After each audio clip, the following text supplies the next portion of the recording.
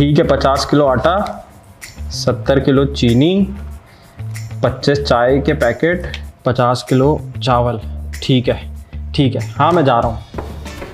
अबे क्या हो गया भाई, तुम्हारे घर पे कोई बड़ी दावत है क्या? दावत? अबे भाई तुम्हें नहीं पता क्या, मुल्क डिफ़ॉल्ट होने वाला है। तो डिफ़ॉल्ट होगा तो तुम ऐसे जंगी हालत में क्यों भाग रहे हो?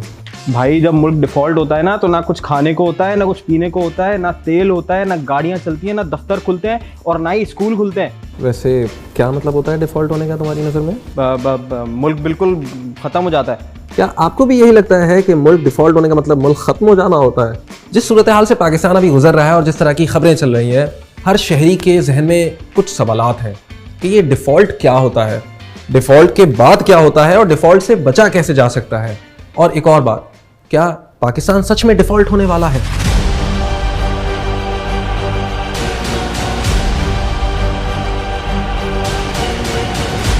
अच्छा भाई, तो चलो तुम ही बता दो कि डिफ़ॉल्ट होता क्या है, और अगर पाकिस्तान डिफ़ॉल्ट कर जाता है तो क्या होगा? भाई किसी भी मुल्क को चलने के लिए पैसे चाहिए, ये तो तुम्हें पता है। तो पैसे कैसे आते हैं? या तो मुल्क बहुत सारा सामान बनाता है और बाहर बेचता है और वो बाहर से पैसे या डॉलर्स कमाता है। दूसरा तरीका ये होता है कि उसके बहुत सारे लोग बाहर काम करने जाते हैं और वो रेमिटेंस भेजते हैं, तो उससे डॉलर्स आते हैं। तीसरा तरीका ये होता है कि मुल्क डॉलर उधार लेता है और उस उधार को उतारने का जब वक्त आ जाता है, या उसकी किस्त वापस करने का, या उसके ऊपर सूद वापस करने का, और जब मुल्क के पास पैसे नहीं होते तो वो अपने आप को डिफ़ॉल्ट डिक्लेयर करता है। ये होता है डिफ़ॉल्ट। दूसरा सवाल तुम्हारा है कि अब डिफ़ॉल्ट कर गए तो क्या होगा?